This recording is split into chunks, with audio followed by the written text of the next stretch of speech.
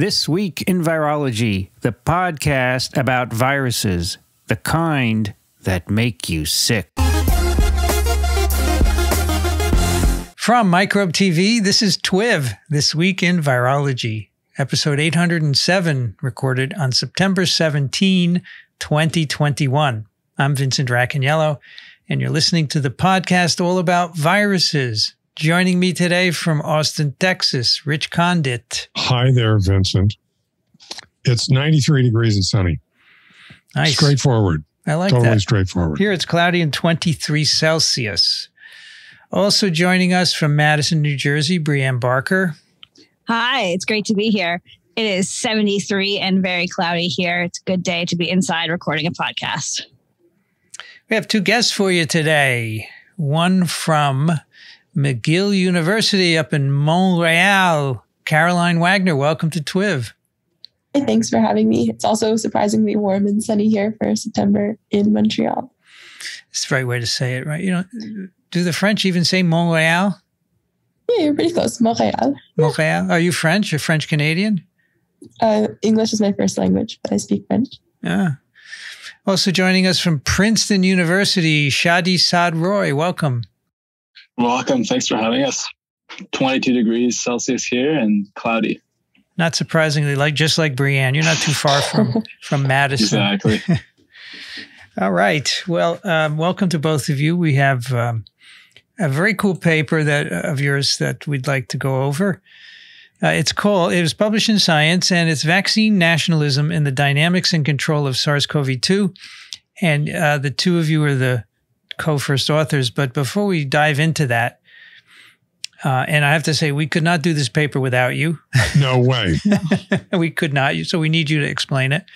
I would like to hear a little bit about your education and training, how you got to this point. Caroline, maybe you could start. Sure. So it's definitely not an expert in virology, but it's nice to be on this podcast.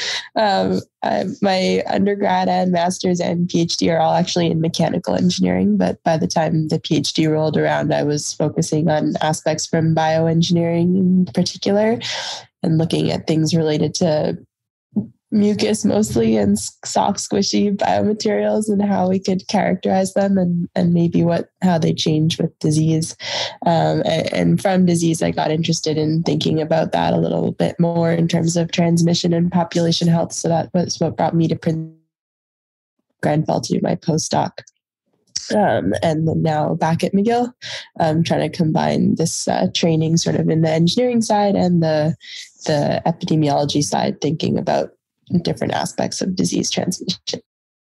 So you say back at McGill. Were you there for an undergraduate or something? Yeah, I did my undergrad at McGill, and I'm from Montreal originally, so it's a homecoming. Oh. All right, and then you did a PhD where? At Princeton? At MIT. At MIT. Okay, and that was mechanical engineering also? Yeah, the degree's in mechanical, but I had supervisors in bioengineering too. Got it. And then Princeton was a postdoc, is that right? Correct, yeah. Got it. Mucus is an arc on TWiV. It is. As a matter of fact, yes. We have an episode 391 called Whiter Reef's Fresh Breath, where we interviewed Forrest Rower, and he's all about mucus, in particular the mucus layer on coral reefs. Okay, nice. And how that contributes to reef health, which it just fascinates me. And then we have another recent episode. You make mucus and you move it. I was on that episode and I have no idea what it was about. Yeah, I don't remember. They're all smushing together. They're all running together. Can't remember. Well, I'm happy to be amongst people who have as much of an appreciation for mucus as I do. We love mucus. How about you, Chadi? What's your history? So I was an undergraduate at the University of Victoria in Canada as well. So you have Canadians here visiting you. I was actually born in Montreal. So cool. Actually two Montrealers here. And then I did an undergrad in honors in math and stats and a minor in biology. I got pretty interested I was doing research in applied math and tying it up with epidemiology and, the more mathematical aspects of that. So I got interested in continuing that. So now I'm a PhD candidate at Princeton in the quantitative and computational biology program, where I'm still combining my quantitative interest with learning and developing and honing my biological skills. So I work on a variety of problems, including, as we know, the coronavirus immunity landscapes, as well as some pathogen evolutionary questions, and basically how do we use math to understand biology. Which is very painful for me personally, because I was never good at math, yet I'm a biologist. So whenever we talk about papers with a lot of math, we always say, and then there's some math, and this is the conclusion. And people get mad at us. They say, you should make an effort to learn it because it's not that hard. And I say, I think it's hard. I don't get it. So I have a lot of respect for people who do modeling. I mean, during this pandemic, there's been a lot of modeling, obviously. But this paper in particular, I really like, and that's why I wanted to get both of you on. So you were both in the same lab. So the lab you're in now, currently, Chadi, Caroline, you were in before. Is that correct? Yeah. So that's the connection. I have multiple advisors, and then one of them is the one Caroline was with. So that's Brian Grenfell, exactly. Right? Yeah. Okay. Well, Princeton's got a lot of, maybe not a lot in it. It's got a lot of molecular biology, not a lot of virology left. But there's some at McGill, right? Yeah. So did the work on this paper start while you were still in Princeton, Caroline? Yeah, exactly. So Corona popped onto the scene sort of a year or so into my postdoc. And so then we started this work. And in the meantime, I started at McGill, but I've been trying to stick around with my old team as much as possible. So go ahead. You've Sorry. recruited quite a few other people into this. I went through and on the authors, there's 1, 2, 3, 4, 5, 6, 7, 8, 9, 10, 11, 12, 13 authors from McGill, Princeton, Columbia, Harvard, Sydney, Oxford, UPenn. How do all these people get on board? There's some familiar names. Eddie Holmes, Michael Minna. Oh, yeah. Michael Minna's on this, yeah. Do they just get you find you need their input and you recruit them into this? How did that happen? Yeah, basically, I think that we cover enough. The paper to make the model combines enough areas of expertise that these people are experts in, that in the end it was really useful to have them involved in their input on these aspects. So Caroline, you're an assistant professor at McGill, right? That's right. And so you don't have a wet lab, I guess, right? You have a lab full of computers? No, I do have a wet lab because I'm trying to think about what mucus does with disease. Okay. But right now it's pretty underwhelming because it was a little tricky to onboard mid-pandemic. So it's got basically just some spray bottles of ethanol and some empty pipette racks. Oh, Dixon! Hello, everybody. Could you lower your camera a bit, Dixon? Sure. So we don't see just the top of your head? Absolutely. Very nice. By Welcome. the way, thank you. I'm not going to say any more today. When you have computer troubles, you have computer problems, and there's just no way around it. Well, apparently I had an updated Zoom, but I had to go through a whole bunch of hoops to find that out. Okay. Well, welcome, Dixon, from sorry, a little late. From Fort Lee. Welcome. And our guests here, yes, Caroline Wagner and Chadi Saad-Roy. I am thrilled to be part of this. Caroline is from McGill and Chadi is from Princeton. McGill's a great place. Princeton's another great place.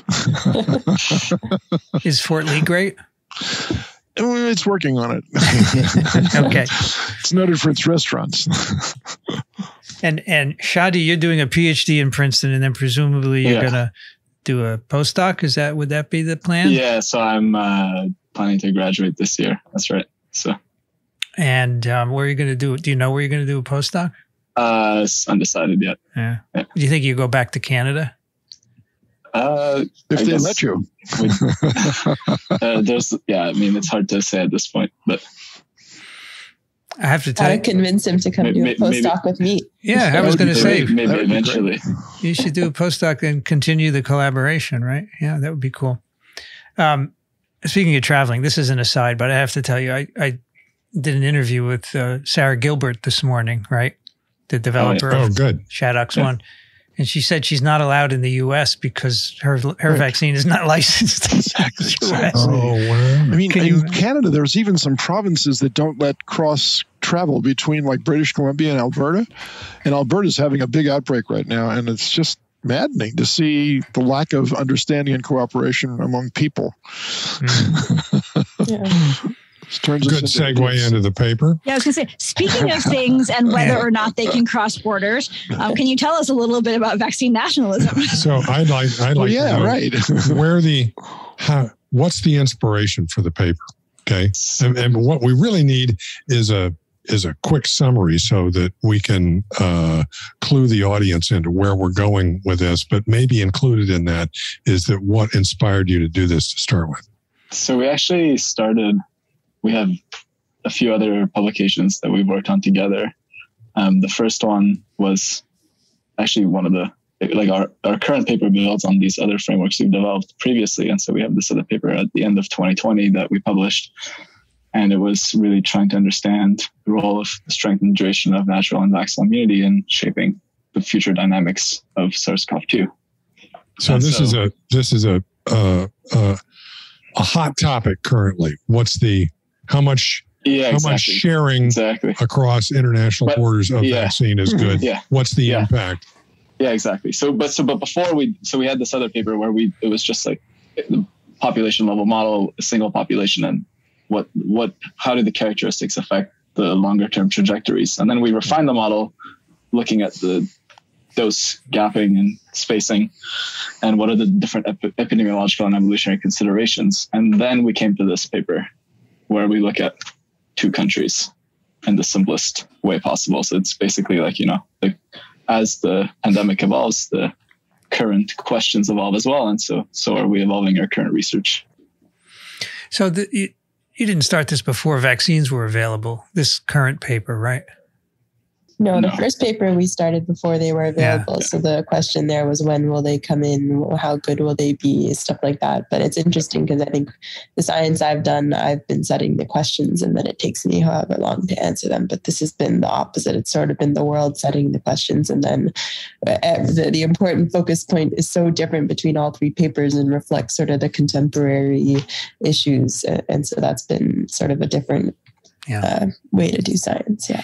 Yeah.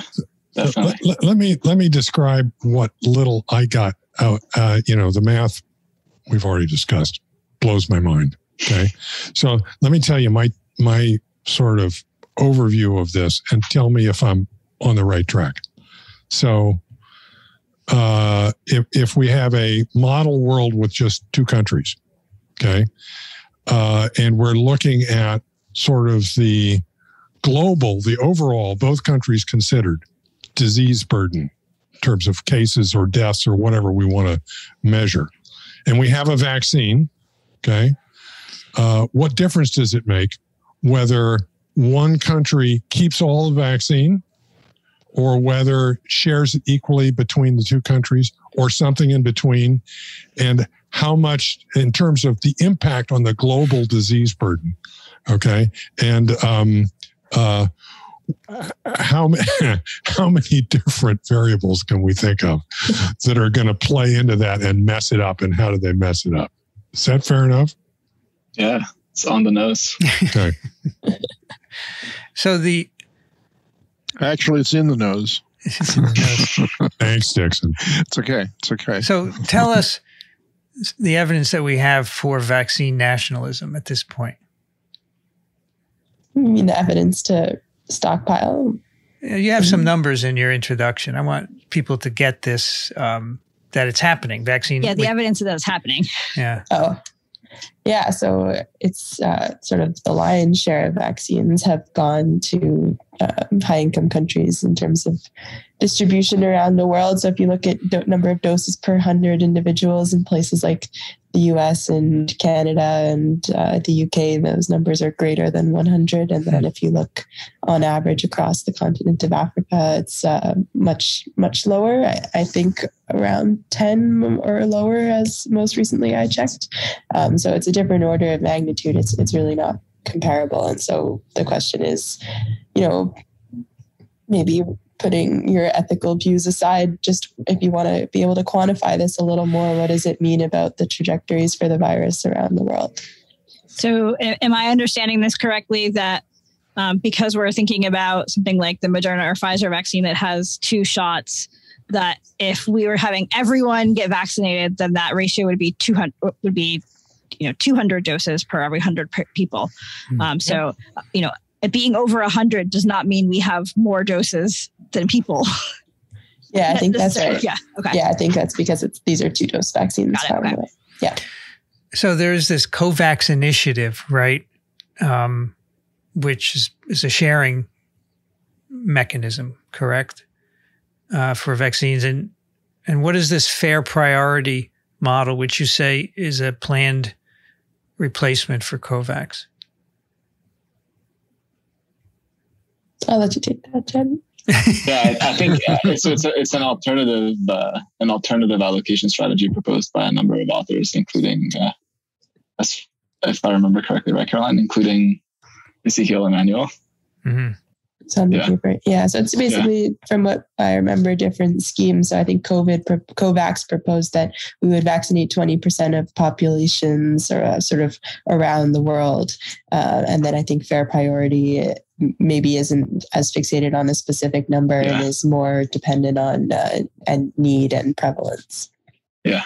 Okay. It's interesting that Tony Fauci appeared on PBS about 4 nights ago to Judy Woodward's question of why haven't we shared more vaccine with the rest of the world? And he said, well, we can do both. What do you say to that? Because she didn't have an answer either, by the way. Well, he didn't answer her question, right? No, he did not answer her question. He said, we can do both. We're not hoarding this vaccine. We're doing both. We're giving it away and we're using it at home. Yeah. And of course, I think I think our models show, right, like if you increase the global vaccination rate, then you can get the best of both worlds. Yes. So. Yeah, I think of this almost like I think of the problem in the U.S. right now. We have a certain fraction of the population that are unvaccinated. And that's why we're having a continuing problem. Yeah, but if we vaccinate everybody in the U.S., we're only safe here, okay? We have to look at this as a global problem, not just a U.S. problem. Sure. Can you explain, you make the statement, vaccine distribution is a public goods problem. Can you explain what public goods is in terms of vaccines? Yeah, so it sort of reflects this concept that they have the effects of getting vaccinated extend beyond your own private consumption. So vaccines don't just afford you protection, but there's also, I guess the economics term would be a positive externality associated with their use, which is the idea that you're giving protection to people around you. Once you vaccinate enough people, you sort of shield others who can't be vaccinated from infection. Right. Okay. Has this problem been in existence before the COVID vaccine? Yeah. Of course.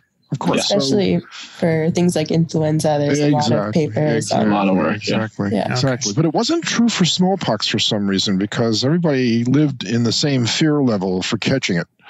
So I think, at that point, everybody wanted to wipe it out to eliminate any possibility whatsoever that they would ever run into it. Well, except that leading up to the smallpox eradication campaign, okay, there was prior to the smallpox eradication campaign, I think the disease had been effectively eliminated from most of the developed countries. That's correct. Because they had a robust vaccination program.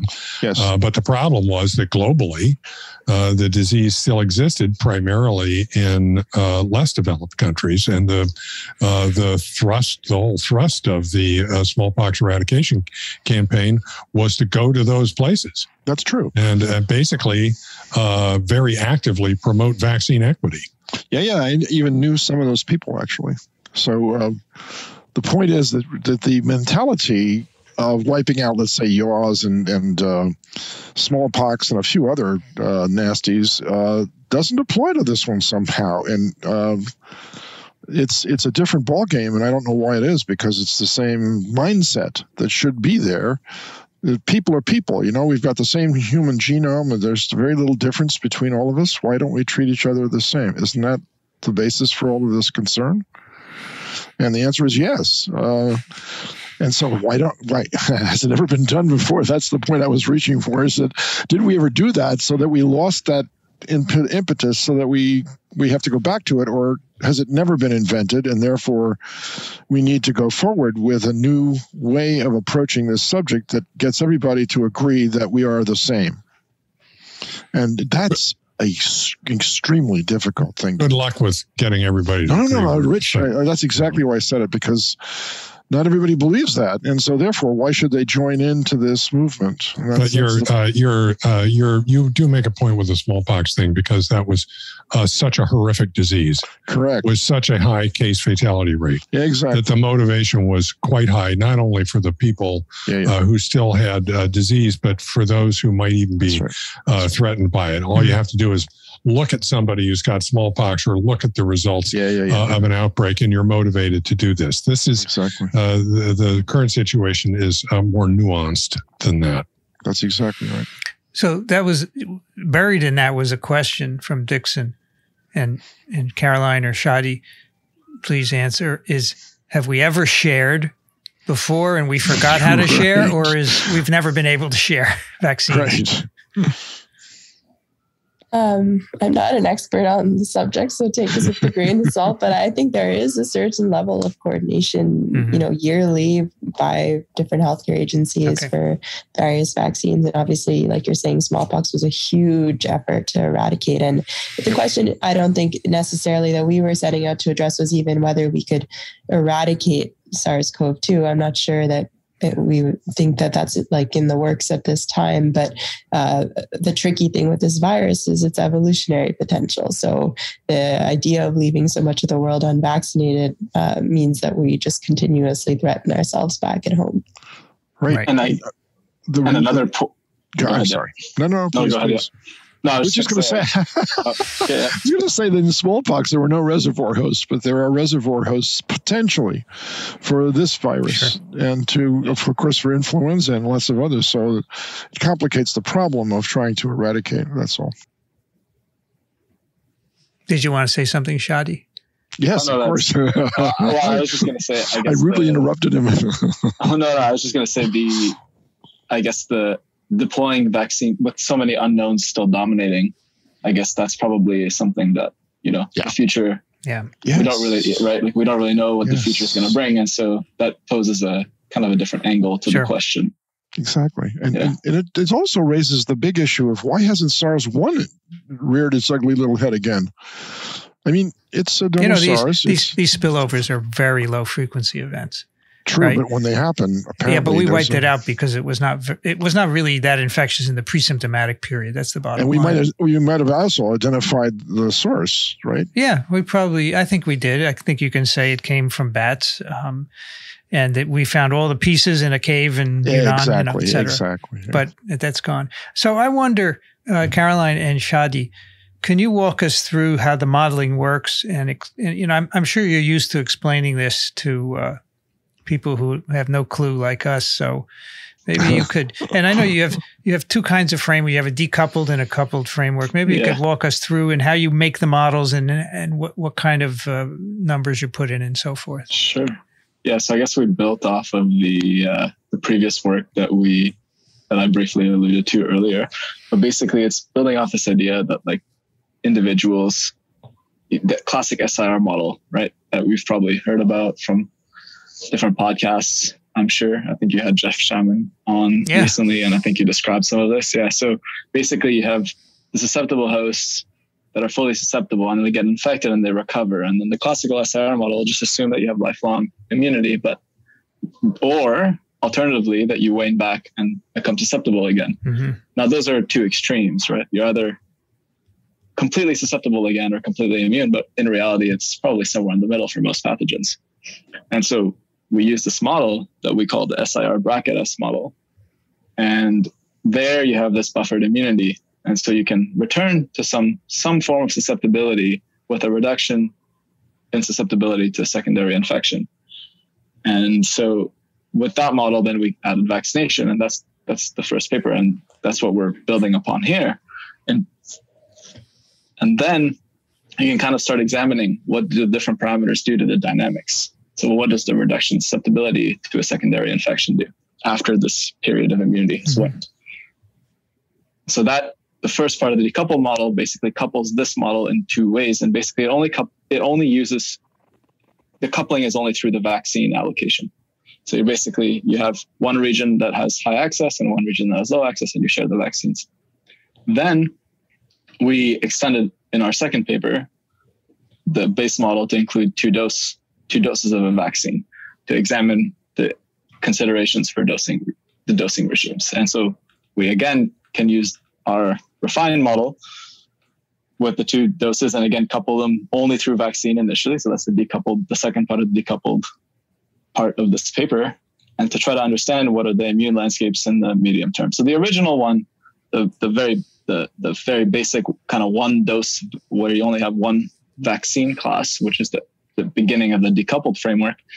That's really nice because it can tell you analytically, you can basically you can do a little bit more math with that model than you can otherwise. And so you can basically get the long-term equilibrium fractions and as a function of the different parameters. And so we are able to kind of distill the essence of what each parameter does to that.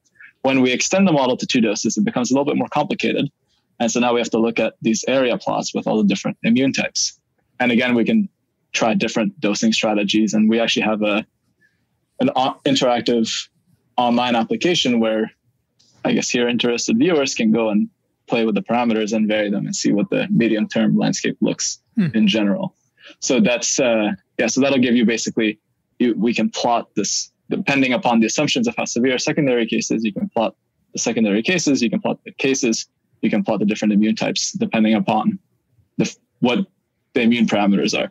So obviously, much of our work relies on, it's built upon this idea that the unknowns dominate, and let's just examine the range of possibilities. But obviously, as more data is accrued, then you can kind of refine these possibilities, and our online interactive applications can help in that framework. And then obviously the coupling, which Caroline can beautifully explain, adds a number of nuances. Sorry. Can I ask a couple of questions just about that? Sure. So when you are making these models, you talked about looking at cases and different immune types and things like that. Yeah. Do you indicate cases as being basically infected or not, or do you have a way to parameterize the different severity of disease? Well, so so we just have two infected. So in the first model, we have two infected types, the primary infections and secondary or subsequent infections. I mean, you have to close the loop eventually, right? Like you could imagine extensions of this model with multiple loops, secondary, tertiary, quaternary infections, and so on. But here we distinguish a primary infection versus all subsequent infections. And so we can then make a range of assumptions upon how severe a secondary infection is or a subsequent infection is relative to a primary one, and basically get some insight for the severity of cases.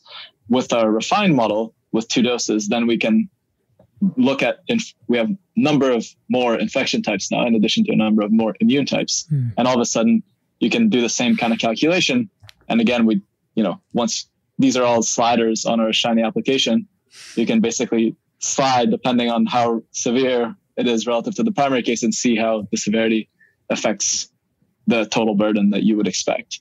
So it's very much like developing this, showing that the range of possibilities, what the range of possibilities is, and giving the tools to basically investigate that. Cool. And then is there also a way, sort of a slider for vaccine efficacy? So do these all kind of assume that the vaccine is either 1 or 0, or is there some range in between? Yeah. So the way we model vaccination here is that it's a rate. So you basically vaccinate individuals in the population at random, and then those individuals then become vaccinated, and then their immunity wanes into this potentially lowered susceptibility class. And these are different parameters. So the relative susceptibility to secondary or subsequent infection, that's a specific parameter. So once you have the two-dose model, then you have a number more of these parameters, and we call them this epsilon parameter. Yeah. But every person who's vaccinated becomes immune? So you can think of the vaccination rate as an effective vaccination rate. Okay. Right. So Yeah, exactly. So you can think of it that way. And then you basically, we can, like in our second paper and in this work as well, you can look at you can just ascribe each infection type some evolutionary potential and then look at the potential trajectories. And the SHINY application will allow you to do this as well. So depending upon what you make as the assumption for the evolutionary potential, then you can see what the total evolutionary potential is across the two regions here. And this is, again, the only coupling happens through the vaccination rate, right? So you've got a vaccination rate, and you're just splitting some in one end versus the other. Yeah. Awesome. Sorry for interrupting. No, then Caroline can describe the nuances and complications that arise. So we have these models, and you sort of just track people moving between these compartments as they get infected, as they get vaccinated, as they recover. So we can do this just in 2 different regions on the computer pretty easily. And then we can say, okay, do these regions interact at all? So as Chadi was describing in one model, the infections in one region don't have anything to do with the infections in the other region. It's as if each one was within a total bubble and they don't interact at all. All that we do is decide who gets how many vaccines. And then we open the world up a little bit and we say, okay, well, now what if, people start moving back and forth, and potentially infections in one region can make their way back to the other. And we allow for this possibility for these quasi-evolutionary events, which we assume might result in more transmission of the virus across the board. So where did you say this app was that readers could play with, Chadi? I'll find you the link and I'll post it in the Zoom. Okay, great. So as I looked at what I could understand of the data, what first struck me that suggested that I was on the right track is it looked to me from like the graphs in figure 1 as if the maximum global effectiveness of vaccine distribution was if everybody had equal access to the vaccine. And I looked at it and I said, I think that's what this graph is saying. That must mean I understand the graph. Okay. But that's of course not reality.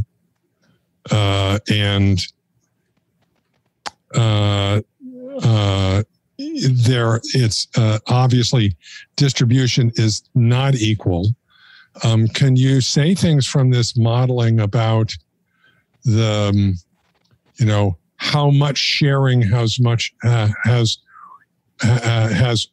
how much impact, or other sort of practical consequences of considering different variables in this, things about a sharing program that are really emerge as being really most important. I don't know, Chadi, if you would agree with this, but I think, we look at you can imagine these models get very complicated depending on what assumptions you make. So we can say, okay, well, what if one region is much bigger and it has a much larger population? How does the sharing needs change? Or what if one region has really high transmission relative to another region? Does it make sense to allocate differently than sort of 50-50?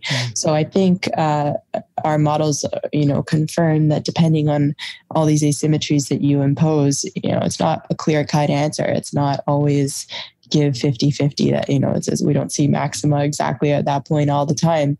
But what I think the models do support is the idea that we have to minimize cases across the board and suppress transmission globally to minimize evolution, to minimize the potential for variants to emerge globally. And so the way that we can do that obviously depends on local characteristics. If one region has a huge amount of transmission relative to another, for instance, you can imagine our models will show different things if we provide a little vaccine to that region.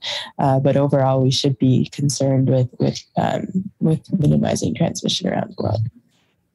So I'm intrigued by the difference between this infection and in the past for, let's say, polio, or let's say smallpox, but that was the example you already talked about. But for polio, there are teams that actually are United Nations driven for not the most part, but for some parts. that can go into countries and actually initiate vaccine programs with the blessings, of course, of the country that they're in. But and often they come under attack from, if there's a political thing or a civil war going on, those are the people that are attacked first, unfortunately. And so I see a centralization of the vaccine pool in a large neutral body, then being distributed through that neutral body to the countries that need it most, because there isn't such a program right now. I don't even think the flu vaccines work this way, but maybe they do a little bit. But do you see this playing out if somebody decided to take you seriously? And besides us, of course, like countries, for instance, that said, we're all members of the United Nations. Why don't we just let them do it? Because then the inequalities would be sort of leveled out according to the availability of the vaccine and the number of teams that you could assemble. And you can see this thing changing rapidly as soon as the United States, well, we've got lots of excess vaccine. Nobody wants it. So here's some more. That sort of thing. We don't think that way right now, maybe for this, but we did in the past, perhaps. I don't know. It's just a thought, but, just thinking of if you were king or queen for a day and you could rule the world and then change one thing, how would your paper be applied to that thinking process? What would you do that would change the game totally to eliminate all of this environmental injustice issue and poor versus rich, et cetera, et cetera? What would you do, actually, based on what you already know? Is that too big a question, or did I come in late? Should I have come in earlier? No, it's fine. I mean, it definitely supports the notion that you need to think on a global scale, right? And it's not obvious that countries have their own interests and leaders have their own interests. So it's not obvious that you can always retain a global perspective when you have a national agenda. Yeah. So, and it also highlights how important, the data is important. Basically, quantifying those parameters is important. There's so many nuances, so many complications that can arise. So really, it's also a call for really understanding and quantifying these parameters to really get a grasp on what one should do. Not to mention, we show that if you can just increase the availability of vaccines, a lot of these questions go away, right? So of course. Maybe we could just So another question then arises, why don't vaccine companies that are busy making billions and zillions, maybe that's just a speculation, why don't they set up a subsidiary vaccine manufacturing plants in various countries to allow, and at a lower rate, of course, to allow them the privilege of producing the vaccines and getting up to speed? It happened very fast in this country. All the mechanisms are there. We thought it was going to be a tough job making all this RNA vaccine, but actually it turned out to be, if you had enough money, you could make it as much as you want, as fast as you want. So it seems as though this model is ripe for licensing and transplantation. Of course, under the aegis of a neutral body like UN that could say, okay, we'll take some funds and we'll actually pay for the differences of the things. If you think this is going to cost money, then we'll help to defray that. We'll take from some of the national country budgets and also do that. Where would be the hot spots that you would locate vaccine manufacturing to eliminate a lot of the worry? Not all of it, but a lot of it. That's being too global in my questions here. I guess we're a little more theoretical. No, but somebody's going to read your papers and try to make sense out of them for the real world. And if they do, what would they be thinking? And if you could give it to the head of the United Nations or to WHO, what would you like their take-home message to be so that they could act on something that made a difference? We all want to make a difference, right? I think you're exactly right. I think having the capacity in many places around the world to produce vaccine at an affordable cost is going to be critical. And not investing in that now seems like a problem, not just for this bug, but exactly. I mean, some companies have come out and said, we're going to do all the vaccines this way from now on. All right. And that's a remarkable turnabout, don't you think? And Vincent, that's like crazy. That's like saying, I'll just trash my whole lab and start again or something. Well, I'm sure mRNA is not going to work for everything. Okay. So they're just saying that. No, not it's for not toxins. Not Not gonna for work toxins. for everything. That's true. However, what you're saying, Dixon, AstraZeneca has 25 manufacturing plants around the world. So they're doing it. And how is their vaccine? The vaccine is very good. Okay, then. It's very good. That's the ChAdOx1 vectored vaccine. So it can be done. And, you know, this is a big company. It's an international company. Yeah, but sure. so your question is done, but it's not done enough, I think. Right. I wonder if you could give us some numbers. I really would like our listeners to understand the effect of sharing. And maybe you could give us some numbers when you share, you know, different amounts of vaccines, because you did that at some point in the paper, you know, from small amounts to intermediate to high amounts. And what would be the effect on transmission? And you also touch on evolution as well. I think that would help for listeners to really appreciate the argument, right?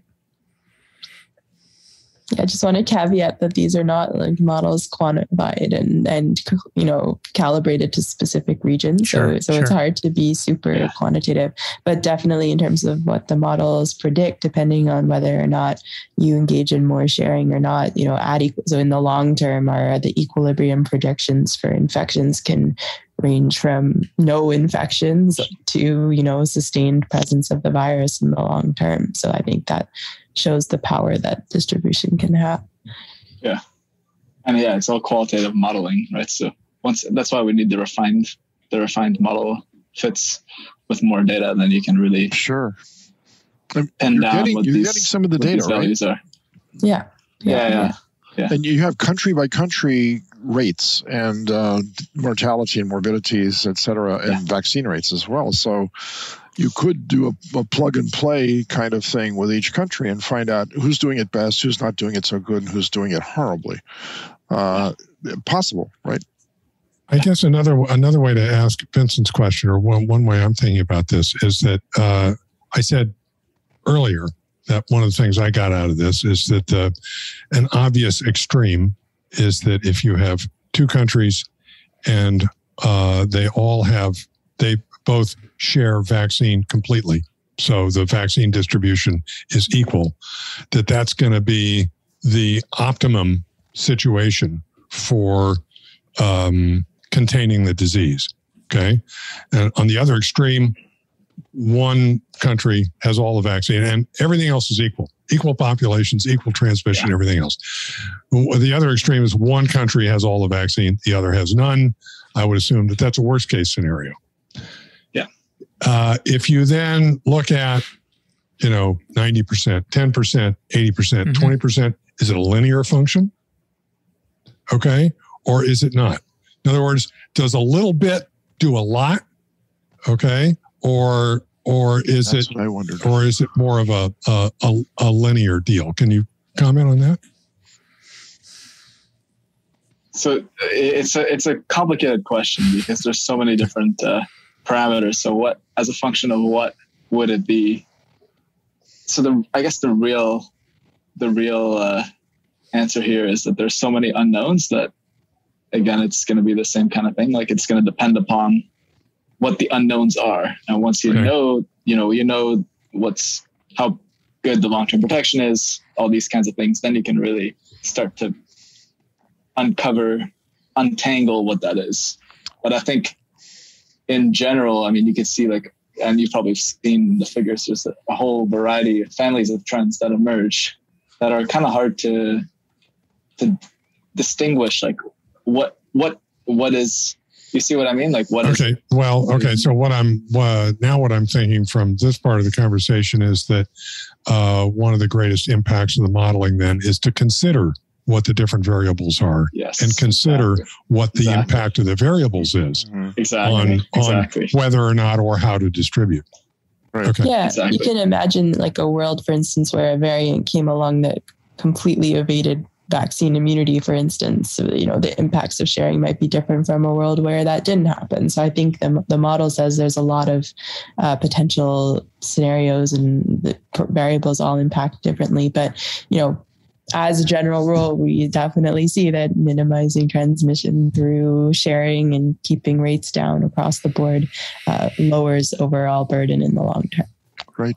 Maybe I could show this one figure, which is from the paper, kind of to illustrate that. Let me see if I can share this. Okay, there we go. So can everybody see that? So I think this is a good one, right? This lower part of figure 2, where you're varying the fraction of vaccines allocated, right, from high to low income, and then equilibrium infections, right? Yeah, and I think an interesting comparison is if you look at panel D and E, and so you're assuming here that there's asymmetric transmission in both, and one of them has high global vaccination, right, versus lower, right? So it's 4 times more in D than in E, and you can see right away that all of a sudden, if you can just increase the global vaccination rate, then everything, you can get low cases in both countries by sharing. Right. So this intersection point where the 2 lines, that's the ideal place to be, right? Yeah, in some sense, I guess like you would, if you looked at the sum, you might, it depends like on like what your as a agent is trying to minimize, but I mean, because you've somewhere increased the fraction you allocate, and your the low income incidence or the equilibrium infections go down, right? And then yours start to go up because you have less for yourself, right? Yeah.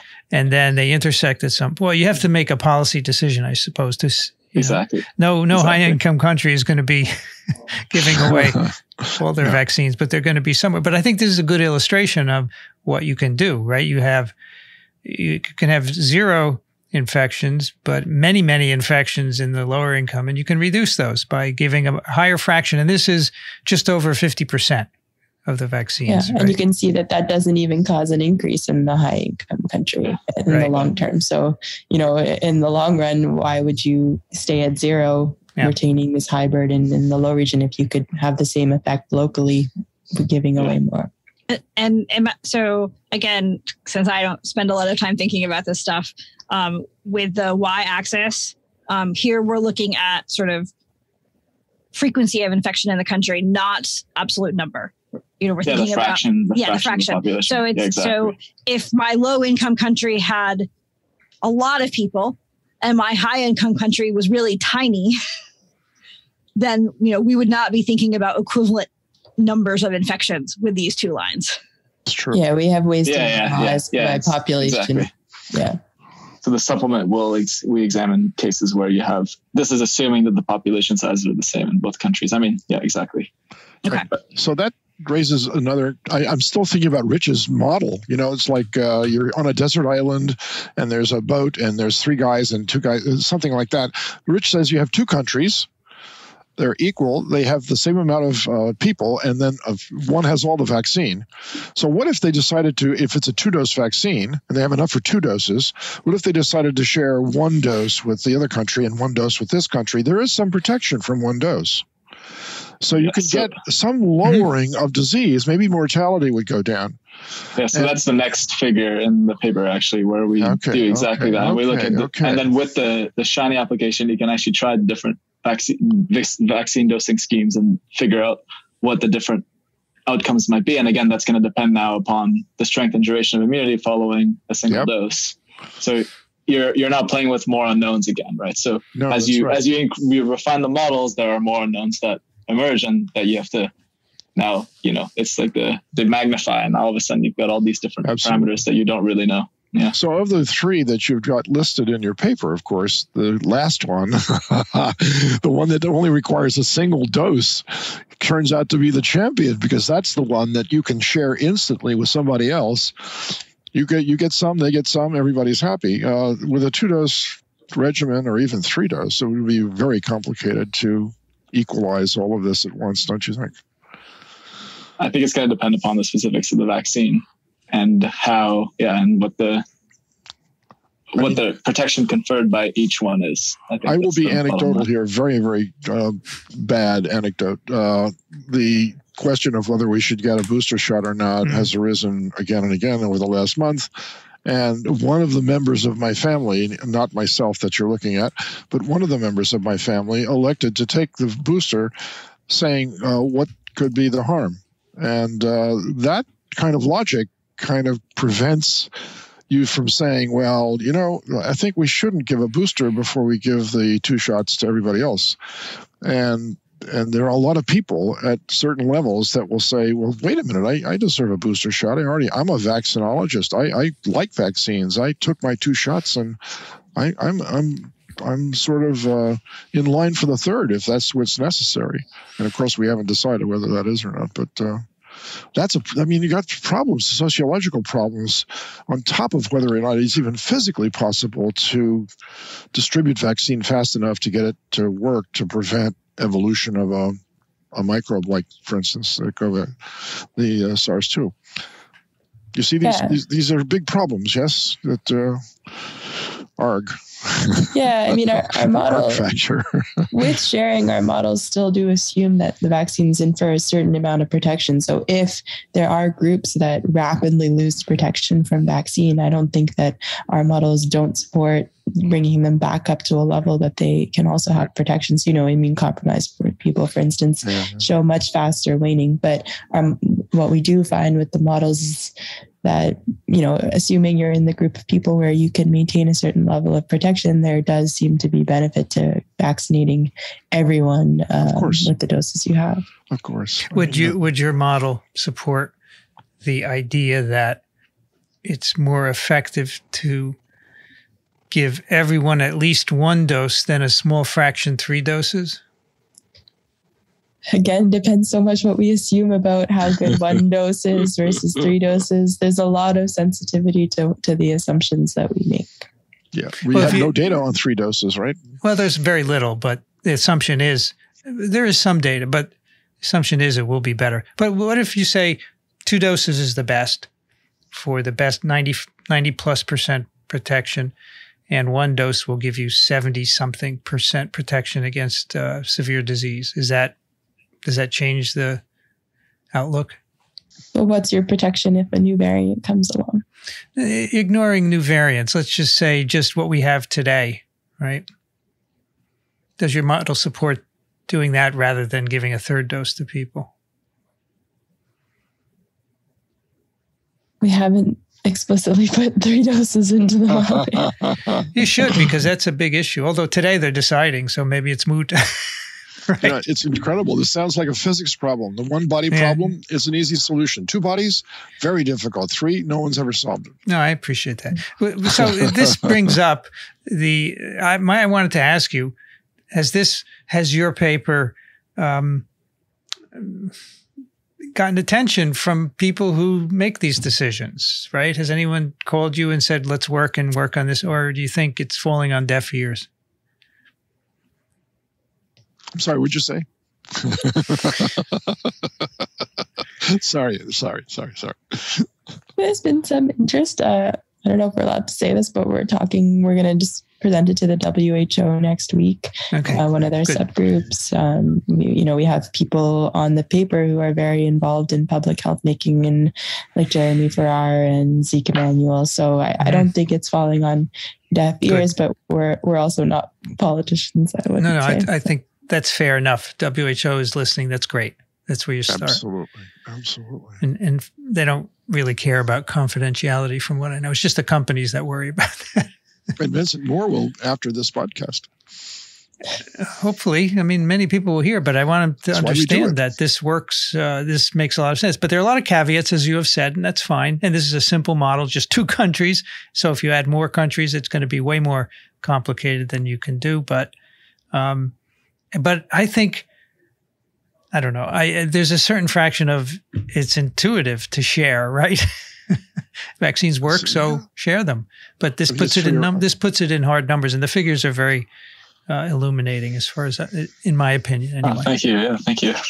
Yeah, I think this is a really lovely paper. And I actually had one other thing that I really have been wondering about. And it sort of becomes interesting as for something else you've mentioned in the conversation, which is you mentioned how you originally liked to ask different scientific questions and go where the science went. And now you're sort of following where the questions from outside and trying to answer those. And so I guess if you were kind of just doing this, following the science, what do you think would be the next step on this?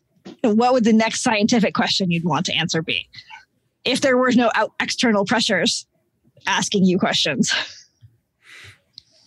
There's like a number of refinements and extensions that one can do with these models. And like, I think exploring any aspect is scientifically interesting to try to figure out where these minima would happen, say, for example, in this sharing, and can you characterize them, and what are the shapes? And there's a lot of different nuances that can be added. More realism can be added, and countries, add more countries. Mm-hmm. Like there's have asymmetry in multiple countries. Like what happens then?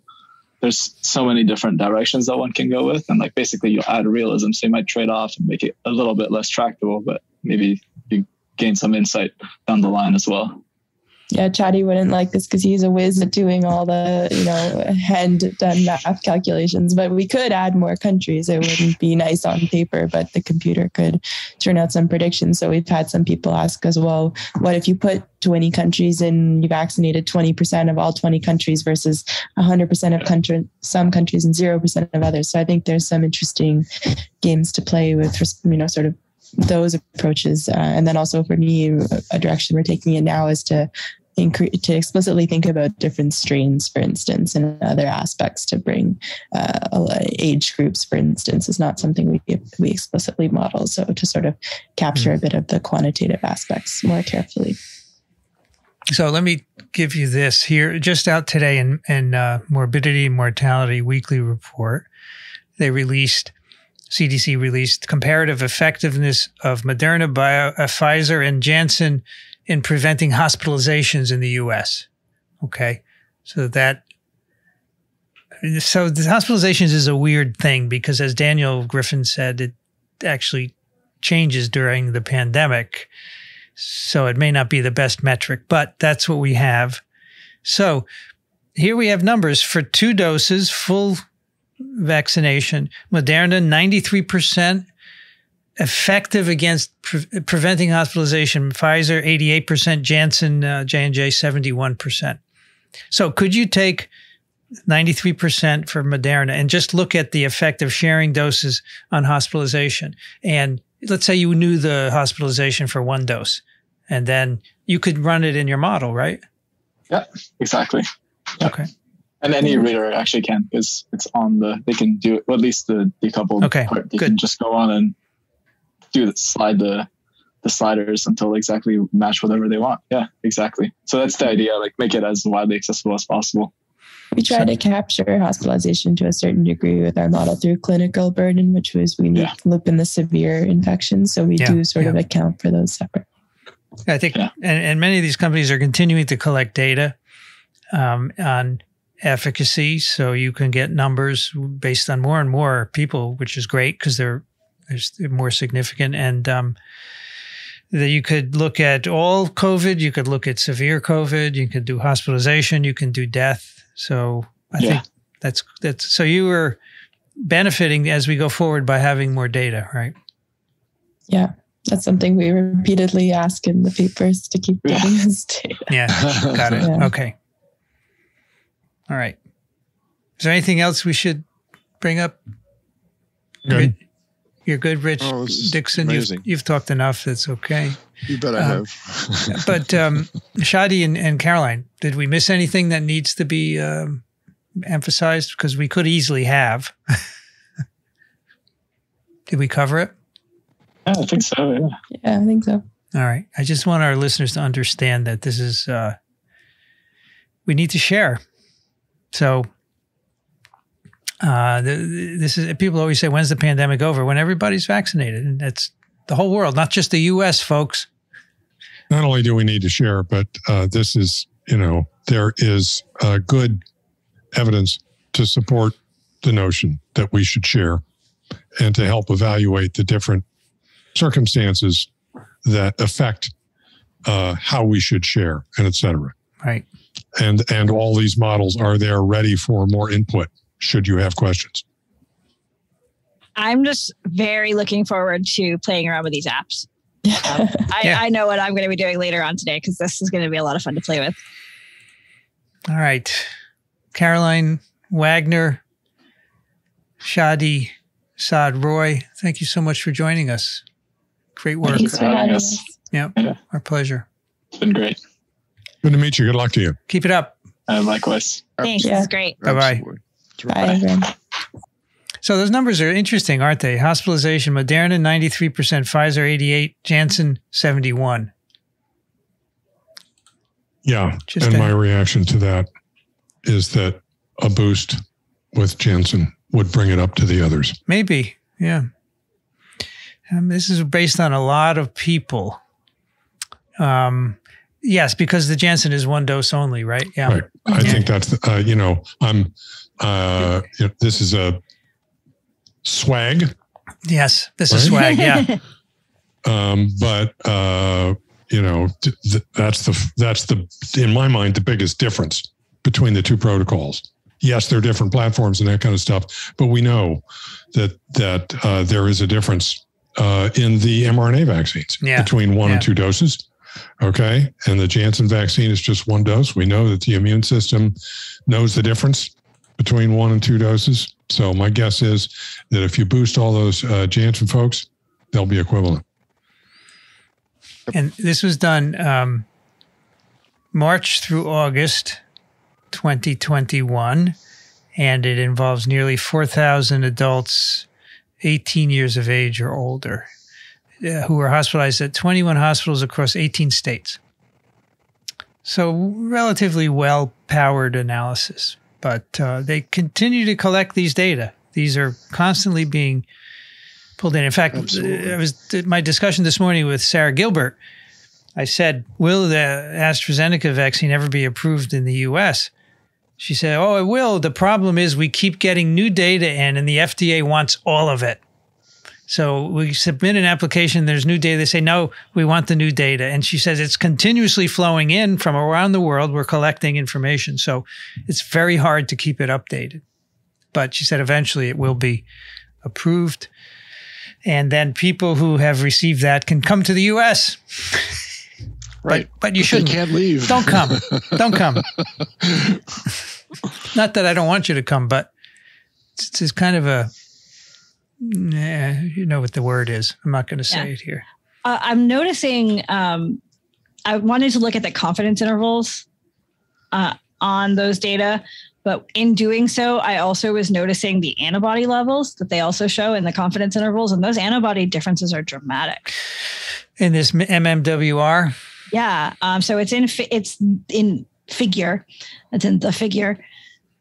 I see. Yeah. Antibody concentration, BAU per mil. Yeah, Binding antibody units per mil. Yeah. It's also in the text where they give the actual values. So this is an ELISA. It's not a neutralization assay, right? Yeah. But so it's median for Moderna is 4,333.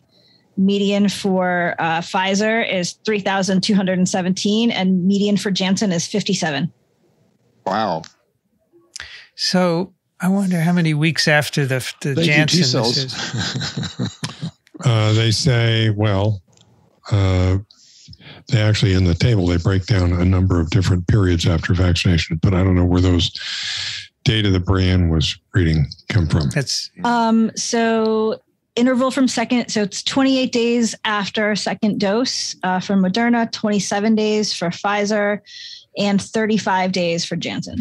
So don't you think, Brianne, if we waited longer after Janssen, it would get better? Potentially. Yeah, potentially. Yeah. I mean, it's hard to say because this is just ELISA. And so we're not looking at the memory response. Yeah, or the breadth of it, right? Yeah. Exactly. Okay.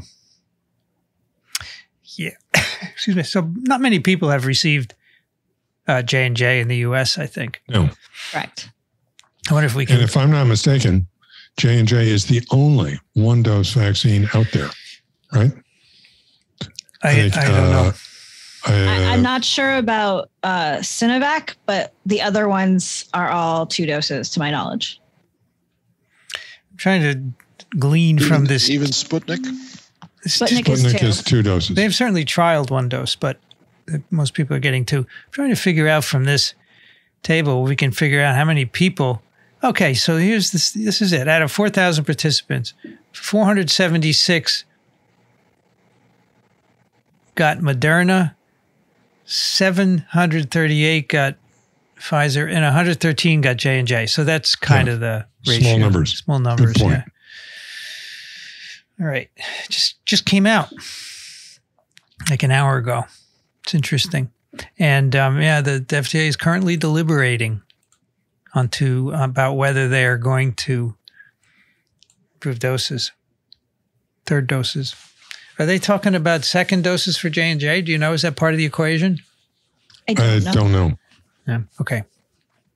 Let's do some email. Rich, can you take the first one? Jeff writes, hi, this might be more appropriate for TWiV, but your wonderful discussion with Maya Breitbart and then the long letter about nuclear power reminded me of an amazing story. I am, more like used to be, although once an X, always an X, a marine biologist, alas, not virologist, although I thought about it. My focus was on marine cyanobacteria. As you may know, these are among the most important organisms on the planet, creating around half the oxygen and sinking around half of the CO2. Think White Cliffs of Dover. Also, so interesting, the photosynthesis system in cyanobacteria is essentially similar to that of terrestrial plants. So maybe a billion-year-old endosymbiotic event created terrestrial plants from cyanos. Anyway, I once got the chance to give a talk to the Uber director of ARPA-E, the energy version of DARPA. The talk I was giving was on a completely unrelated and relatively uninteresting topic, but since I was facing perhaps the one person in the government who is supposed to think about cray energy solutions and has the money to do them if he chose, I decided to roll out on my first slide my favorite insane energy idea, which is to flood the Sahara Desert with seawater and turn it into a giant cyanobacteria farm, which would draw down enormous amounts of CO2 while simultaneously creating an enormous amount of carbon neutral fuel, which Africa could sell to the rest of the world or reburn and sell the resulting electricity. For fun, I've attached the first slide from that 2011 talk. The big black blob is where the seawater would be pumped from the Atlantic to form a giant, perfectly ovoid lake. Unsurprisingly, they didn't jump up and suddenly fund me for this genius idea. Cheers, Jeff. I think this is awesome. You know, this is what we need. Dixon, why wouldn't this work? Can you imagine the excavation job it would take to clear out enough sand in order to make room for the water? That alone would just scotch the whole thing. I need to look at a cross section and see what the differences in elevation are. Maybe global warming will do this for us. There'll be enough sea level rise to flood the Sahara Desert. Well, it's an enormous escarpment, but I can tell you what would happen. The Brazilian jungle would die. Why is that? Because the nutrients from the Sahara Desert are blown across the Atlantic Ocean into the Brazilian jungle. Okay. That's the biggest reason. So there you go, Jeff. You got to think of the overall global consequences. Yeah. That's why they didn't jump up. And you're not sure that cyanobacter would stay there. Maybe some other organism would come in and take its place, et cetera, et cetera. A lot of ecology here that's not known. Dixon, can you take the next one? I would be happy to. Jamie writes, I know nothing about the why, but I've been mesmerizing maps of the changes of the meandering of the Mississippi River. Here are the biggest scans I could find, and he shows a fantastic colored map of the Mississippi River and its former beds of tracking down to the Gulf of Mexico and the current river channel. And, it would drive anybody crazy, including Mark Twain, I'm sure, to make sense out of this map and decide, where should I dock up for the night before I could get onto a sandbar or something. It's incredible. But notice the regularity of the loops. If you start at the top and then go down and you put a line across the top of the first loop at the top and then do the second loop and the third loop and the fourth loop and the fifth, the intervals are about the same. And so that really is the thing I was talking about last time with Luna Leopold. He actually had a mathematical formula that could tell you what the interval would be given the diameter, given the width of the river. Mm-hmm. And so this seems to fall into that way of analysis. It's amazing, though, to see the way rivers behave. I totally agree with him because I've been fascinated all my life with rivers as well. We had quite a few people writing in about why rivers meander. It's funny. Exactly, you know? Exactly. And and the other reason I have a special interest in the Mississippi River is I was born at its mouth. Mm-hmm. So that has maybe some, I don't know, yearnings for home or something. What is the latest version on this map? Do you know, Dixon? Is it the white one? Oh, you can go to Google Earth and you can see the whole deal. You don't need a map anymore. Well, I mean, but of all these here on this drawing. Oh, I see. I can't read the legend, so I can't tell how old these colors are. The white is, of course, the river as it was made. The map was made, but I don't even know how old the map is. Okay. So one of the things that's missing here, and I'm looking at the website with several of these maps, is where along the Mississippi these various maps come from. Right. But it is pretty remarkable. You see all those loops that don't go anywhere? Yep. Those are oxbows. And a lot of them still have water in them. Yep. Oxbows. Yep. I remember that. The Oxbow incident. Yep. Exactly. Remember that? I do. Yep. Brianne. Yeah, wait, I forgot to add. Yes. He says, thanks for your amazing work. Okay. That's important. Bistra writes, Dear TWiV, I wrote earlier this summer while I was in Bulgaria. Back in the US now in our highly vaccinated county and city. The situation in Bulgaria, sadly, is worsening, which probably can be partially attributed to the political crisis there. Delta is now dominant, many people are getting sick, and mortality is growing because still a very small percentage of the population is vaccinated and masking is sporadic. The first vaccine available there was AstraZeneca, which is what my parents received. My opinion, based on what I read early on, is that it's a perfectly fine vaccine, but it got discredited by the overreaction to the possible complications and the general excitement over the mRNA vaccines. Your discussions cover mostly publications about the other vaccines, but can you share some resources about how AstraZeneca fares against Delta? I realize that Pfizer-BioNTech is the most studied and the most administered around the world, but somehow I don't see much published on AstraZeneca and Delta. I suspect it's because the US scientific community dominates the publishing space and they study the vaccines available here, or my sources tend to be US focused. I know AstraZeneca has been widely administered globally. I work with healthcare providers in many low and middle income countries and most have received AstraZeneca. I am curious in general about AstraZeneca's protection against severe disease, but especially because my parents are in the age and pre-existing illness group that could potentially experience severe disease if they got infected. Looking forward to your comments. Many thanks again for all you do, Bistra. Actually, we did this paper a couple of weeks ago, remember? New England Journal, Effectiveness of COVID Vaccine Against Delta. Let me remember what we said. Well, I've got the link. I was just looking it up. I've got the link right here. There's a nice graph. Scrolling. Because I remember.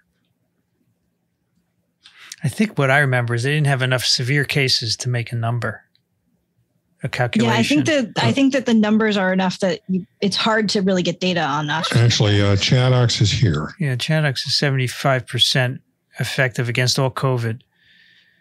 Versus Pfizer is 93%. Although, if you want to know alpha versus delta, that's different also. So Chadox is 74% against alpha and 67% against delta. That's all COVID. Remember, including mild, so it kind of biases it. And they say we don't have enough cases to look at severe, so we have to wait. Well, this is published. It probably is out there in preprint already. Right? There was another paper that I was thinking of that we looked at that did a similar thing. I'll keep looking for it. You know, so early on we did cover this one, AstraZeneca as well. We went through the phase 1, the 2, and the 3, right? I'm pretty sure. Maybe we haven't as much since it's been authorized, right? Yeah, no, I think that we sort of haven't, because there has been a lot more data out there with the Pfizer and the Moderna. We talked about the Lancet paper on Tuesday, and that did have some nice plots, and when it did the different vaccines one against another, I think that was always against the ancestral strain. I don't think their alpha versus delta plot, I think, was all using the same vaccine. I did speak with Sarah Gilbert this morning, Bistra, so I don't think she went so deeply into the numbers, but she gave an overall impression. Might want to listen to that. Would you consider the numbers that you just read different? Different from each other? 67 versus 73%. Is that a big difference? Is that a measurable difference, or is that a significant, or is that just what they found and they just presented it as the percentages? I don't think that that's much bigger than they found comparing alpha and delta with the other vaccines. It doesn't sound different. Okay, the biggest difference there is the overall effectiveness relative to the other vaccines. Yeah. Right. Yeah, among the vaccines is different. Yeah. Right. Yep. The paper that I was thinking of was addressed a different topic. It's the Nature Medicine paper titled "Neutralizing Antibody Levels Are Highly Predictive of Immune Protection from Symptomatic SARS-CoV-2 Infection." Yeah. It compares the different vaccines and their effectiveness. Right. And Chadox is one of those in the comparison. But that doesn't address. It doesn't directly address that. By the way, if you're interested, was in.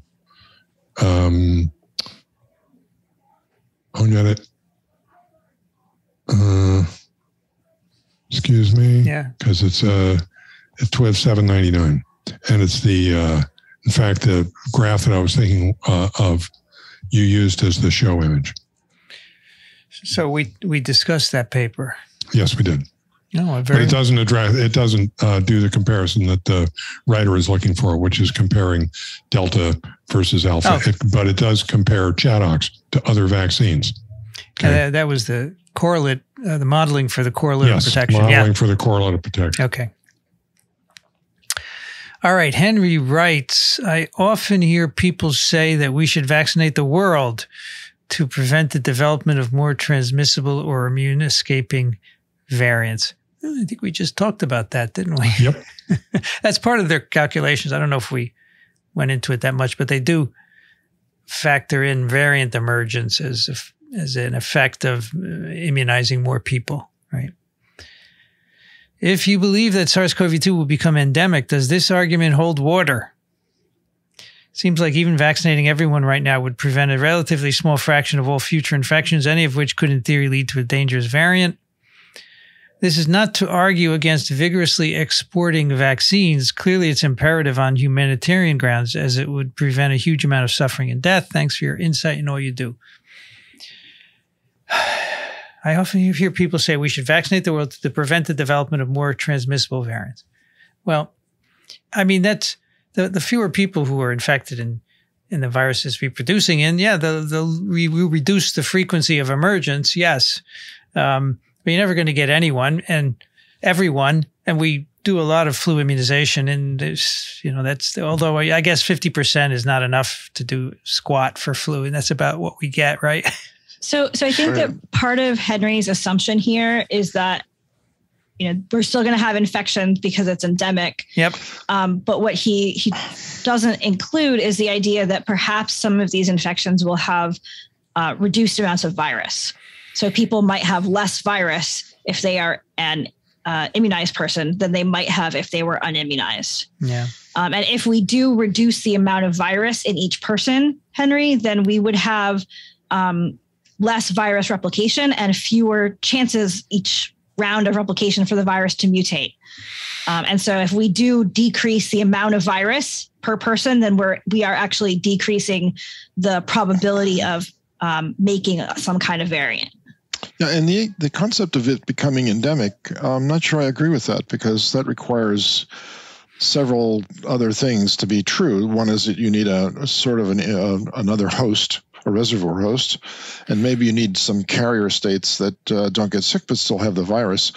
But look at New Zealand. They only had reemergence after people came in with it rather than actually from within the country itself. So in that case, it didn't become endemic. They had it, they got rid of it, and they thought they kept it out. But of course, it's impossible eventually to keep it out because everybody comes in and out of New Zealand. But so do you agree that it could become endemic? That's I think it will. Sure. Because I think that's the situation with the common cold coronavirus.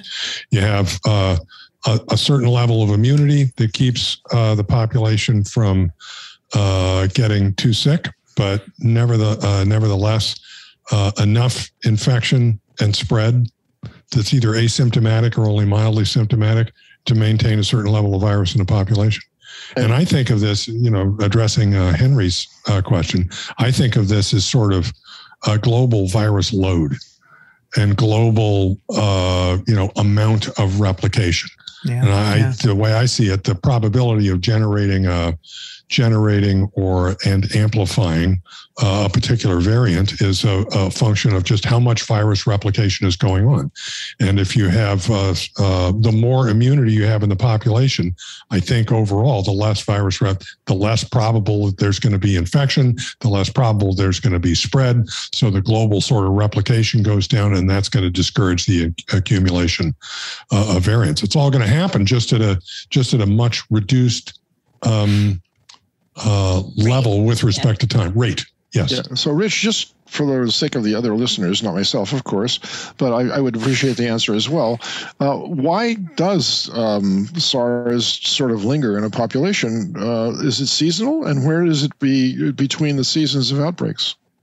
Well, you mean the coronaviruses generally? Yep. Because it doesn't last long on surfaces of things, right? I think that there's two factors that we've discovered over the course of the pandemic. One is that immunity does wane to a certain extent so that people can be reinfected. And the other is that over what seems to me to be a longer period of time, we're talking about immunity waning sufficient to get reinfected, not necessarily symptomatically, but reinfected with I seem to recall Jeff Shaman's experiments of, maybe as much as 6 months or a year, that people could have a couple of infections, 1 or 2 infections a year. A couple of them. Okay. So immunity waning fast enough so that you could get reinfected almost on an annual basis. You might not even know it, but it's enough to grow some virus. Okay. Yep. And the experiments from blanking on the name, the lab at the Hutch or Jesse Bloom. Jesse Bloom. A beautiful study showing that these viruses actually do vary. They undergo antigenic variation over a longer period of time. I'm thinking 5 or 6 years or something like that. So antigenic variation, waning immunity, in my mind, is sufficient to maintain a certain level of replication of the virus in the human population. You're stuck with it, dude. Yeah. I would phrase it, Dixon, as somebody is always infected with those kinds of coronaviruses. Exactly. There's no period of time where there are 0 people infected. Absolutely. So that's right. Same for like flu. Someone's always infected with influenza virus. Even in the summer, people are infected. So that carries the virus. Now, two things. Okay. Wait. So I think that was one of them. That's what I wanted to say. And the other is, I don't think we should think about waning immunity because serum antibodies go down normally. They're low. Mucosal antibodies are low. What happens is you get infected and it takes a couple of days for the memory B cells to start pumping out antibody. And in that time, you're making virus and you're shedding it to a certain extent, right? So it's not, waning is used, but I'm not sure that's the right phrase because there's always memory cells there. The problem is that for a mucosal there's a delay. There's a delay, and you can't block it. You can't unless you have high mucosal antibodies, which is rare. You can't block it, right? Yeah, and if you add to the fact that SARS-CoV-2 seems to be infecting some non-human species. No, yeah, and so perhaps we will have some reservoirs established. I don't know enough to know about reservoirs of the other coronaviruses, but it looks like there will be some reservoirs of this virus. Gosh. And so I would take this opportunity to reemphasize that the special thing about this pandemic is that relative to the existing human immunity, it's a new thing. Yeah, that's right. And that older people who are naive to the virus are susceptible to serious consequences of infection. It's not as consequential in the younger population. Okay. And since the virus is not going to go away, then eventually the probability is that everybody's going to acquire immunity somehow, which means either get infected or get vaccinated. Right. Take your choice. Right. That's right. So you think in New Zealand, it would be a ping pong thing of just, I've been vaccinated, but I've got a low level of infection. I've got a sniffles and it goes away, but that's still there. It is going to be in New Zealand. There's no question, because unless they want to keep all travelers out, they're going to have it. Well, they tried that. And if they have, once they get to a high level of immunity, as Rich said, sniffles. Socially, the trick is to keep it out until everybody's vaccinated. That's but you got to vaccinate everybody. Yeah. Because if you don't, and even so you vaccinate everybody, and then you now you have a sniffles, and then you ease up on whatever restrictions you had. Yeah, and the virus is going to come in, but it's not going to be of any consequence. Okay, because people are vaccinated. Got it.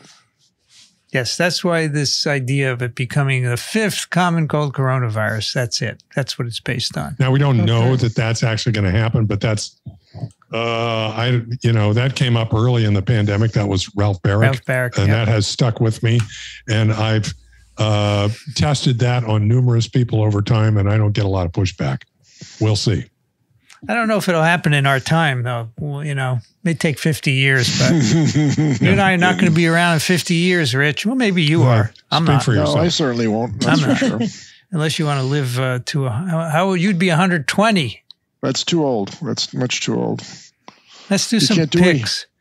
Yeah, okay. Fine. I might get there. 50. You're 30 years old. You'll get there. Oh, no, you'll get there. You'll easily get there. I'm 40 years old. Okay, you look 30. We'll give you 30. Come on, we'll give you 30. Elio Schechter is 93. You'll get there. Podcasters live a long time. Well, let's hope that's true. Dixon, what do you have for us this week? Well, I had a serious pick, but Rich told me that you guys picked it already. I was unaware that you picked the Lancet article. So I had that down, and then I said, okay. What Lancet article are you talking about? The Lancet article that came out last week. It's the Phil Krause article. The one that says you don't need a booster shot. Oh, yeah, we did it this week, yeah. Yeah, I didn't know that, so I was naive, vaccinology, naive. Right. At any rate, I decided to return to my theme of humor, and what I think I will end up doing is picking my top 10 comedians, and every pick the week or so, I will give you one more of them. You've already seen Victor Borge. Now, this is number 2. Ernie Kovacs is a major genius at every level, and unfortunately died in an automobile accident much too early in his life, and had a television show, the end of which always use this as their ending. And you can watch this, and it's as straight-faced as you think you can stay watching this evolve. You will not be able to help but just laughing out loud at the end. It is a riot of just a silly, stupid thing that has no particular meaning whatsoever except to make you laugh. He just wanted to make you laugh. And this makes me laugh every time I look at it, even though I know what's happening and I know it's going to evolve into something confrontational. Let's just say that. You'll enjoy it, I hope, and it's my pick of the week. Very nice. Ready. All right. Brianne, what do you have for us? So I took a look at the show notes, and then I happened to go to XKCD shortly thereafter, and I found that the XKCD cartoon that came out today basically summarized this episode. Oh, wow. Because it is about vaccine research. And so there's one person who says to another that they want to get a vaccine and they're going to do their research. And they said, so I went on the internet and spent months looking at hundreds of studies, and these vaccines are pretty good. And we should have some efforts to get people to get them. I just thought it was basically everything we just talked about in cartoon form. Yeah, it's great. I love it. Rich, what do you have for us? So I have something that's also episode relevant. It was I was clued into this by some listeners, Laura Hobgood and Jimmy Smith, who've communicated with us in the past, and they sent me a heads up to an organization called, or a project called Texas Cares. And this is a sero survey of the Texas population for whether they've been vaccinated or infected. And let me see here. I need to. So I have two things. I have the survey and the dashboard that you can go to. They're nice. They're different, but I wanted to point out. I wanted to see if I can give the right credits here. Managed by a collaborative team from the University of Texas Health Center at Houston School of Public Health in partnership with the Texas Department of Public Health, CPL, which is the Clinical Pathology Laboratories, and the UT system. So this is a statewide effort to get volunteers to give blood samples at 0, 3 months, and 6 months, and have them tested for a spike antibody and N antibody, and collect a whole bunch of other data too on, demographic information. Good.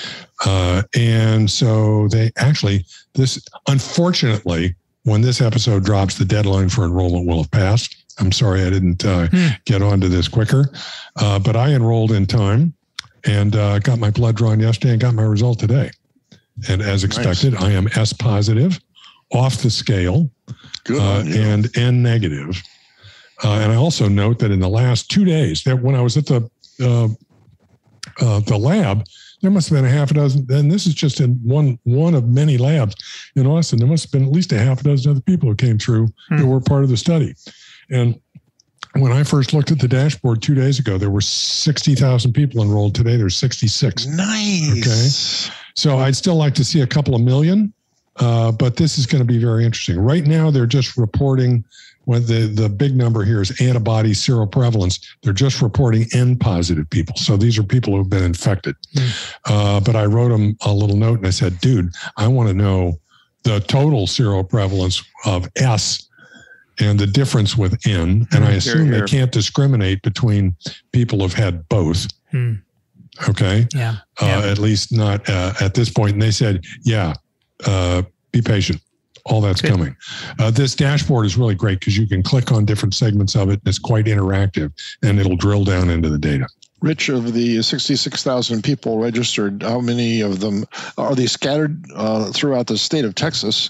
Yes, they're scattered throughout the state, but every city has localized some of them. Local, yes, and there's a map you can see the enrollment map. Nice.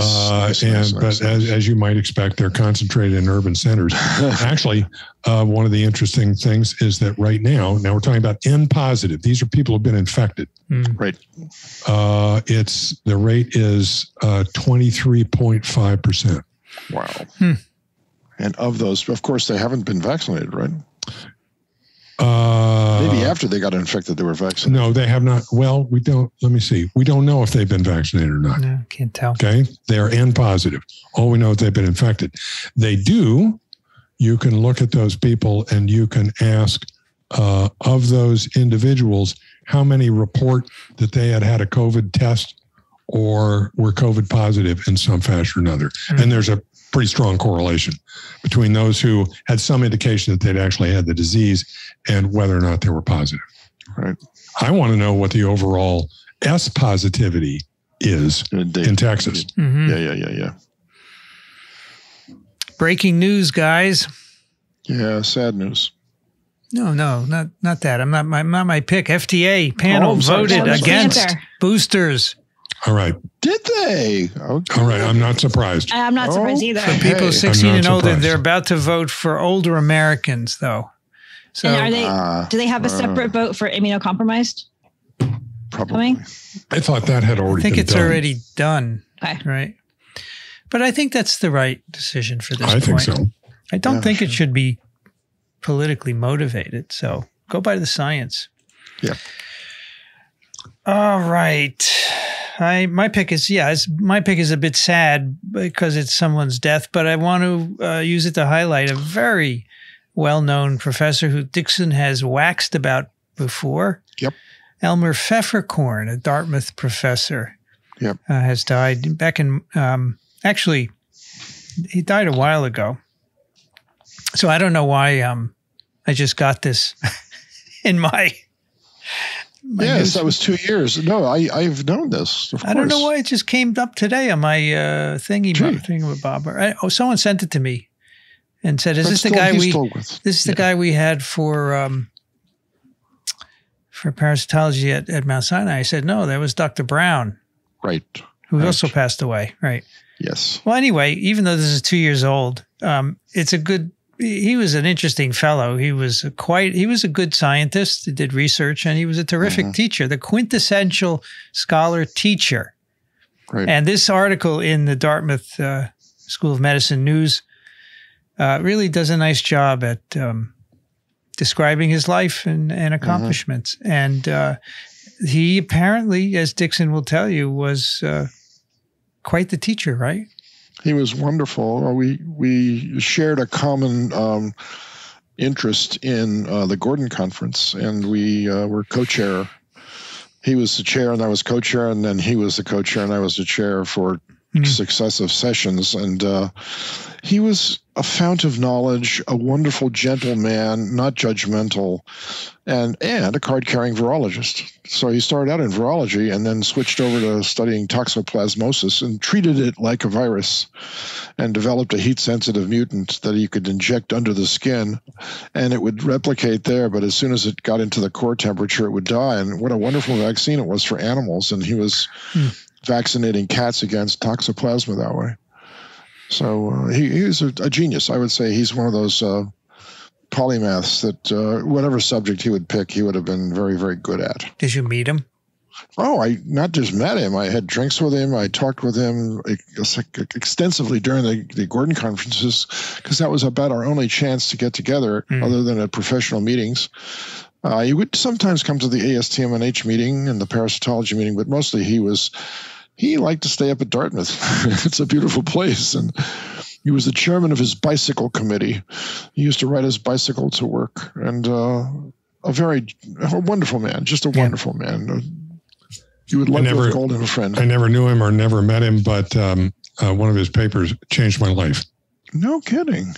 He described a technique for isolating temperature-sensitive mutants for influenza. Okay. Where you mutagenize the virus and you plate it out. There you go. And you let the plaques get develop a little bit, and then you go and you mark their size at the permissive temperature, and then you chuck it at the non-permissive temperature, come back a few days later and pick the plaques that didn't increase in size. Isn't that so I adapted that to Vaccinia, and it saved me picking thousands upon thousands of plaques. Look at him. And look at you. So thanks, Elmer. Yeah, I remember that. I remember that as a student. Yep. That was a cool technique.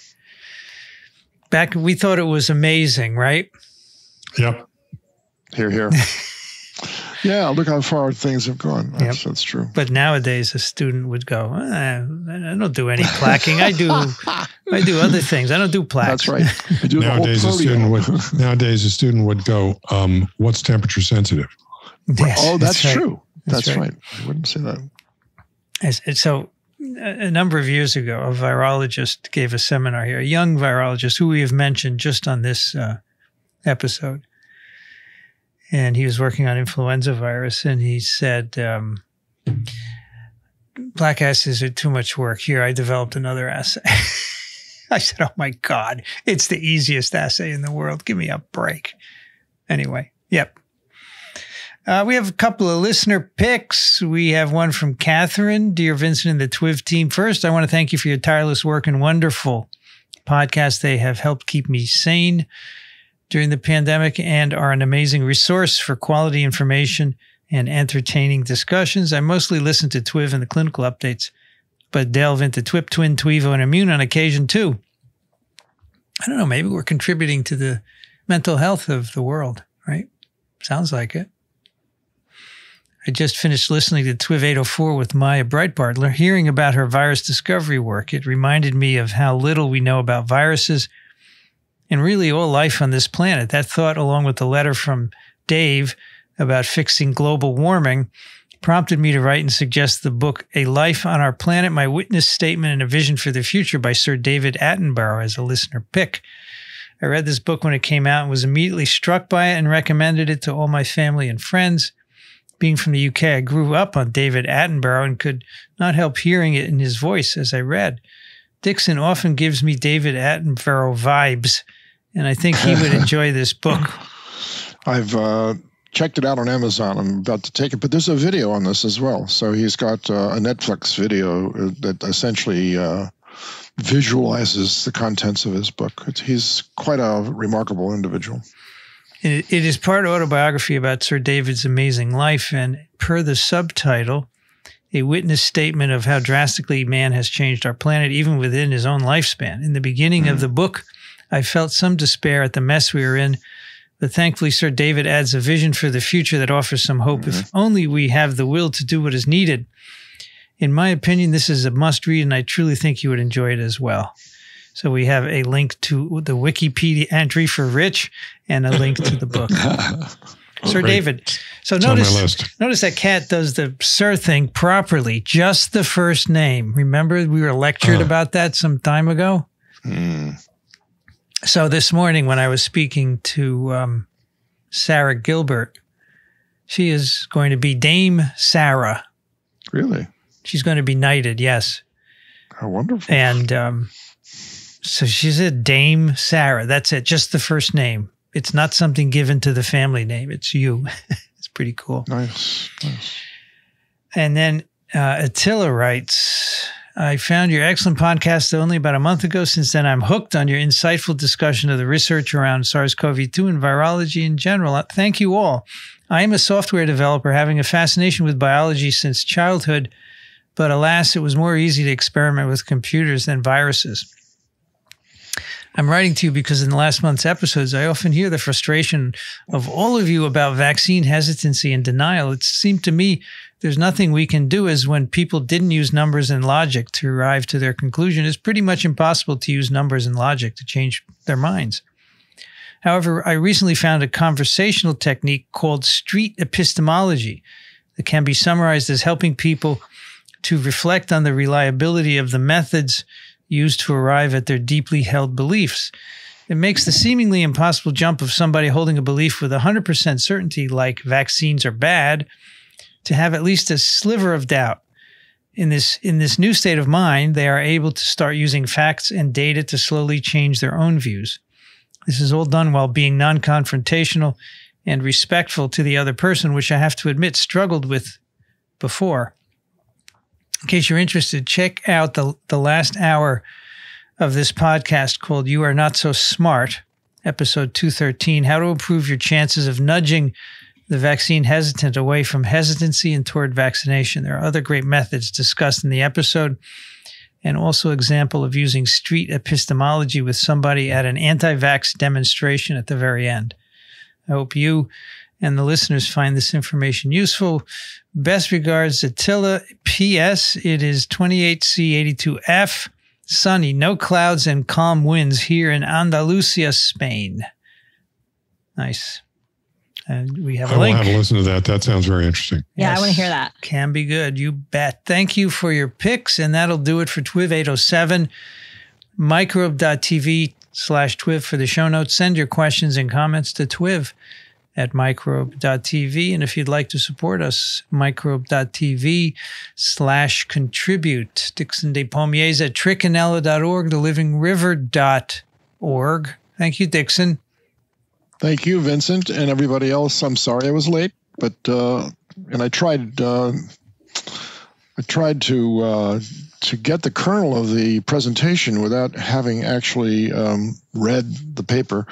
but I was glad to see that Brienne and you, Vincent, brought it up on the screen so that I could actually get the gist. That was great. Thank you. You should read them, Dixon. They're good. I know. I usually do, but I was occupied. I'm sorry, but I was. No, it's okay. It's your choice, but they are really enriching these. Of course. No, I appreciate that. That's why we put them up. Brienne Barker's at Drew University. BioProf Barker on Twitter. Thanks, Brienne. Thanks. It was great to be here. Rich Condit is an emeritus professor, University of Florida, Gainesville. He is currently in Austin, Texas. Thank you, Rich. Sure enough. Always a good time. I'm Vincent Racaniello. I'm at virology.ws. I would like to thank the American Society for Virology and the American Society for Microbiology for their support of TWiV, and Ronald Jenkins for the music. You've been listening to This Week in Virology. Thanks for joining us. We'll be back next week. Another TWiV is viral.